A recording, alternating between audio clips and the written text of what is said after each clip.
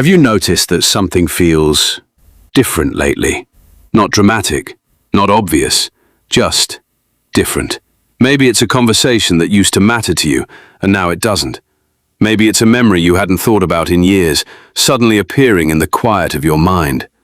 Why are you losing interest in people, habits, or situations you once couldn't live without?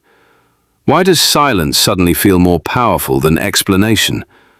Why do certain rooms feel smaller now, and certain silences feel bigger? If you felt this in the last few weeks, you are not imagining it, and you are not alone. Because what you're experiencing may not be about losing something, it may be about finally seeing what was there all along. Today, we're going to walk through 7 things that many people begin to notice after a solar eclipse. Symbolic shifts that show up quietly, almost like the ground moving beneath your feet before you even realize you've taken a step. We won't tell you these things are guaranteed. We won't tell you the universe has some fixed plan waiting to unfold on schedule. But we will tell you this. Stay until the end, because sign number 7 is the one most people miss entirely, until it's already changed their life. For centuries, across nearly every culture on Earth, the eclipse has held a strange kind of gravity in the human imagination. Not because of what happens in the sky, but because of what people report happening inside themselves. An eclipse doesn't rearrange your life, it doesn't reach down and touch your circumstances. But many people describe it as a kind of psychological threshold, a moment that seems to arrive right before a period of intense reflection. Think of it less like a magic switch and more like a mirror. A moment when the noise quiets down just long enough for you to hear something you've been avoiding. This isn't about prediction, it's about attention. Because here is the truth that most people don't want to hear. Sometimes the biggest transformation doesn't begin when something enters your life. It begins when something no longer fits. A job that once felt exciting, a relationship that once felt safe, a version of yourself that once felt true, and slowly, quietly, without announcement, it starts to loosen its grip. That is what we're going to explore today. 7 signs, 7 quiet shifts, not proof of destiny, but an invitation to notice your own life a little more closely. Let's begin with the first one. There was a version of you, maybe not long ago, who wanted something so badly it consumed your thoughts. A relationship, a title, a number on a scale, someone's approval. You built entire routines around it. You measured your worth by how close you were to getting it. And then, almost without warning, it stopped mattering. Not because you gave up, not because you failed, but because something inside you quietly outgrew the need for it. Picture a woman who spent nearly a decade trying to prove herself worthy of a promotion that never came, working weekends, memorizing every policy, staying quiet when she was overlooked in meetings. She used to rehearse conversations in her head, trying to find the perfect words that would finally make someone see her value. And then one ordinary Tuesday, sitting in traffic, she realized something had shifted. She didn't need the meeting anymore. She didn't need the title. She said quietly to no one but herself, "I don't need to convince anyone anymore." That's what this first sign feels like. Not defeat, release. You may notice this in your own life as a sudden disinterest in chasing someone's attention, a loss of urgency around proving your value, a strange peace in simply being. Many people interpret this as growth arriving before recognition does. The soul quietly moves on before the mind fully understands why. If this resonates with you, consider, what have you stopped chasing lately? And what did you gain in its place? But that's only the first sign. The second sign is stranger, and for many people, more uncomfortable. Old memories begin returning, not randomly, but persistently. A childhood moment you hadn't thought about in 20 years. The face of someone you used to love. A disappointment you thought you had buried deep enough to forget. Symbolically, many people describe periods of reflection as times when the past resurfaces, almost like sediment stirred up from the bottom of a still lake. It can feel disorienting. Why now? Why this memory after all this time?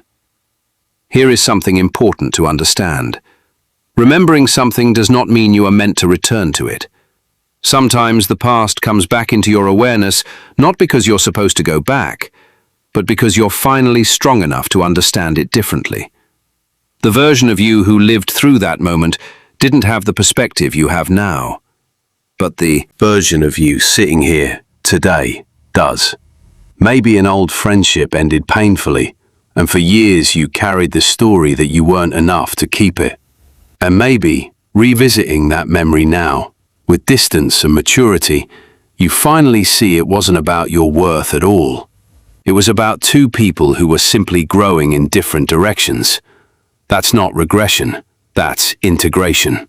If old emotions have been surfacing for you lately, a conversation you never finished, a goodbye that never felt complete, consider that this might not be a step backward. It might be your mind, quietly, finally, making peace with what it couldn't process before. Take a breath here. Let that settle. Because the next sign might be the one that's hardest to admit out loud. Have you noticed that certain relationships feel different lately? Not worse necessarily, just different. A conversation that used to feel exciting now feels exhausting. A room that used to feel comfortable now feels like it's asking too much of you. You find yourself less willing to shrink, less willing to over-explain, less willing to accept being spoken to a certain way. This is not the universe removing people from your life. Let's be clear about that. This is you becoming more aware of what does and doesn't align with who you're becoming. Many people describe this stage as suddenly noticing patterns they had normalized for years.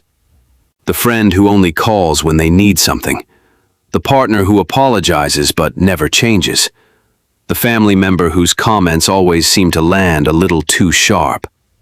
You start valuing authenticity over comfort, depth over convenience, peace over performance. And here is something worth remembering. Not every ending is a punishment. Some endings are simply proof that you've changed. If certain connections feel quieter lately, or certain environments feel heavier than they used to, ask yourself honestly, is this person or place changing? Or is it you, finally seeing clearly? Either answer is allowed to be true, but only you can sit with which one it is. The fourth sign is quieter than the others, literally. You may notice a sudden craving for silence, fewer conversations, less social media, longer walks, quiet mornings before the world wakes up. Some people describe it as an unexplainable pull towards solitude, not loneliness, but something closer to relief. The phone is silent, the room is quiet, and for the first time in a long time, you don't feel the need to fill the silence. There's a particular kind of peace in a morning where nothing is expected of you, where the coffee is warm, the light is soft, and your thoughts, for once, are allowed to simply exist without an audience. Many people find themselves journaling for the first time in years, or taking a walk without a destination, or sitting on a porch just watching the world move without needing to move with it. This isn't withdrawal, it's recalibration. Solitude creates space, and in that space, something quiet begins to speak, a voice that's been waiting patiently under the noise of everyday life. Maybe the silence isn't empty. Maybe it's where you're finally meeting yourself. If you've been craving stillness lately, consider not fighting it. Consider that your mind might be asking for room to think, and your spirit might be asking for room to feel. Now we reach one of the more curious signs, the one people talk about most and understand least. Synchronicities. You keep seeing the same number, 1111, 333, 444. A stranger says the exact phrase you needed to hear. A song plays that reminds you of a decision you've been avoiding. 3 different people mention the same idea within the same week, completely unrelated to each other. Now, to be clear, we are not claiming these are guaranteed messages from the universe, engineered specifically for you. That would be an easy story to tell, but not an honest one. What we can say is this: humans are naturally wired to notice patterns. It's part of how our brains make sense of an overwhelming world. But noticing a pattern doesn't make it meaningless. Sometimes the pattern itself becomes a mirror, a moment that makes you pause and reflect. Many people find that during periods of change, they simply become more attentive, more awake, more willing to notice the small details they used to walk past without a glance. So, when something repeats, when something lines up in a way that feels oddly specific, instead of asking, "Is this a sign from the universe?" try asking a gentler, more useful question. What is this moment making me reflect on? Maybe the number isn't magic, but your attention to it might be revealing something you already know, and simply haven't said out loud yet. This next one is deeply personal, and for many people, deeply uncomfortable. You may start to feel like the person you've been, the roles you've played, the labels you've worn, no longer fit the way they used to. The responsible one, the strong one, the one who never asks for help, the one who always says yes. These identities may have protected you once. They may have even served you well for years. But lately, they feel tight, like a coat you've outgrown but haven't taken off yet.